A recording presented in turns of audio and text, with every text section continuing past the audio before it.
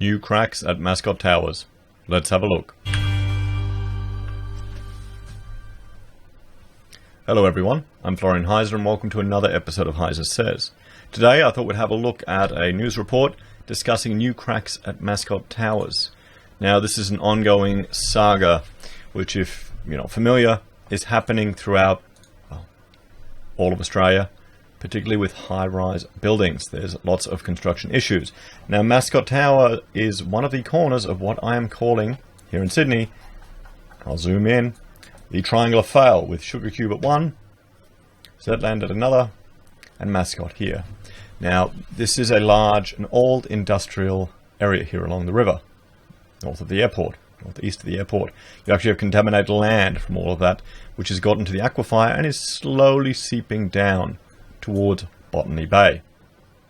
So it's something to keep your eye on. I've also done a series of videos on Mascot and these other buildings, and I talk about them here in the channel. Now if you think that would be interesting to your family or friends or anyone you know in the construction game, please share the content, share the channel. These issues need to be discussed.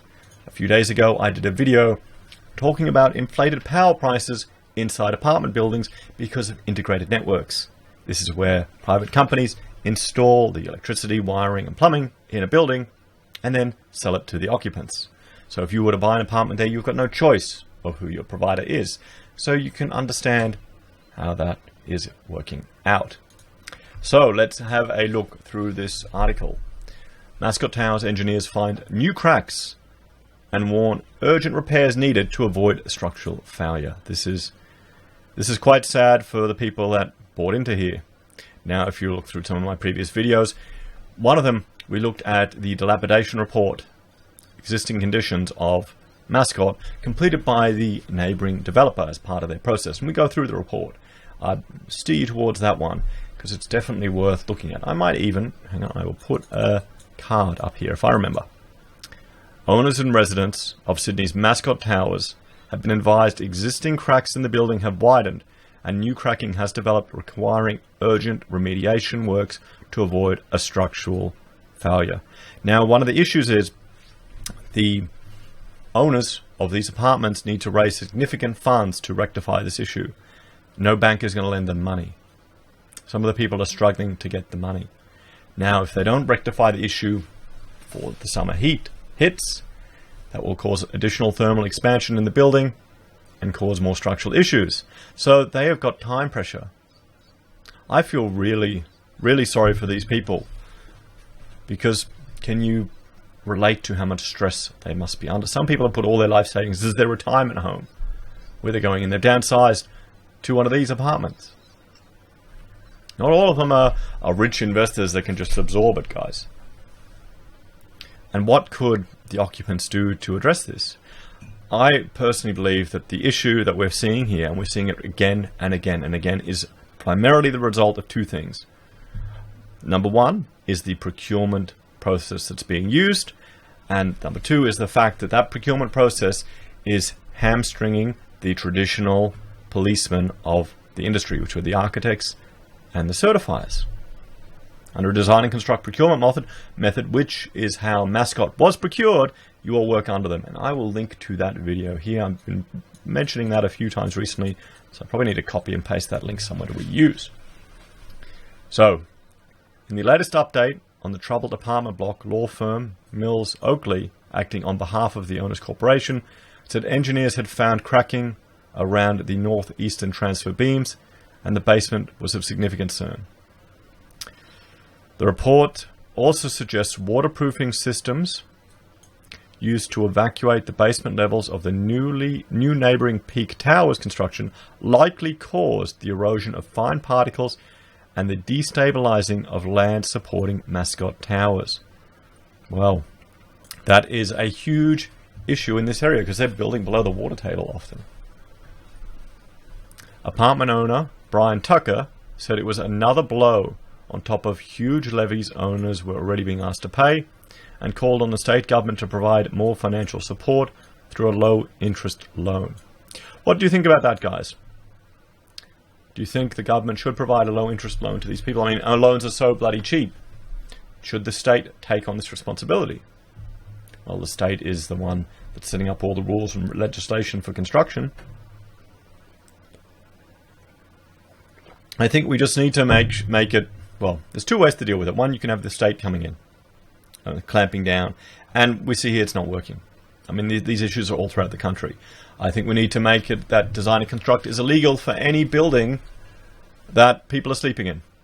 We also need to educate the public more, and that's where videos like this and my channel, I hope, can make a slight, tiny difference. At least people can discuss it.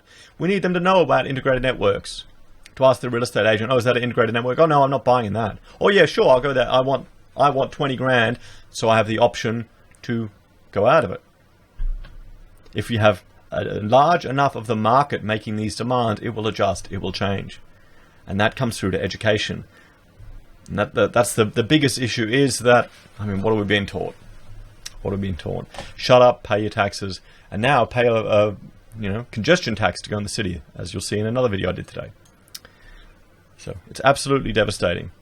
From what I believe, the latest information is the building is a catastrophic failure, he said.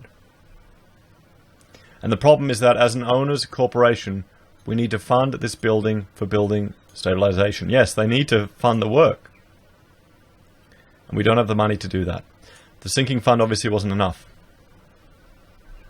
Mr. Tucker, who is also an engineering lecturer at the University of New South Wales, said he believed the building was still moving. Wait, is he one of the owners? Did he buy in? There you go. If an engineer bought into the building and trusted the advice he was given by other professionals, what could normal people do? What could a normie do? Someone who's not familiar with the game. It depends on what type of engineer he is. So it's going to be a long, drawn-out process, maybe 4 or 5 years, he said. We need this money immediately to try and stop this building collapsing, as per the engineer's report. My partner and I have paid this levy this week, which is $13,000, and at the end of the month, we're up for another $10,000. We just can't afford this. The developer of the Peak Towers building, Ayland, has previously rejected speculation the development was linked to the cracks. The company has been contacted for comments. Well, yes, you've got to understand, these claims about the neighbouring building affecting Mascot Towers have been made by the lawyers representing Mascot Towers. Now, lawyers are an odd breed. When have you ever heard of lawyers suing lawyers? Just think about that.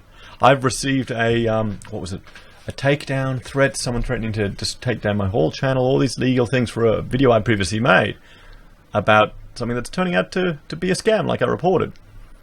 So I'm just thinking, as a lawyer, if they're representing someone knowingly, that's knowingly a scam and then stealing money from people and acting against the consumer interests, is that a breach of their professional conduct? As a professional, you need to have a responsibility to the greater community. Are they actually lawyers? Or are lawyers actually professionals? Let me know what you think in the comments, guys. So some key points. A new report from the law firm representing the owners has found conditions of the building is worsening. Mascot Towers was evacuated in June after serious structural issues were discovered. One apartment owner said the building was a catastrophic failure. So what should be done, guys? Is this just going to open up the floodgates to, and we'll bring up some of the other videos here on my Google Earth. Is this going to open up the floodgates to people at the Otto Rosebery building, or the Joshua apartment building, or the Zetland apartment building, or the Sugar Cube apartment building, or the Altitude building, or the Verve apartments, or Kingston Place, or the Mordialloc apartment, or the Australia 108 building? We're going out. Okay, I've got no more. Oh, here we go. Or the, Allure Drive, or Catalyst building. So, it's a mess. And I feel sorry for the people. I really do. Guys, let me know what you think. I have one video I've done previously, which is looking at my solution series, which I'm going to put some more effort into. One is looking at dual certification, and I will link to that right now. And I suggest you have a look at that if you have not, and leave your comments and suggestions there, because what I'm terrified of is more people are simply going to call for bigger government, bigger bureaucracy, and it is going to be safety theatre. It is going to be the false big government coming and taking care of everyone. And it's not working. Anyway, guys, like, share, subscribe. If you want to support the channel and help me make more content, I have a Patreon on me and a subscribe star, and I really appreciate everyone's support there. Take care, have a good day, and I'm off to do housework today. Well, renovation work today. Wish me luck.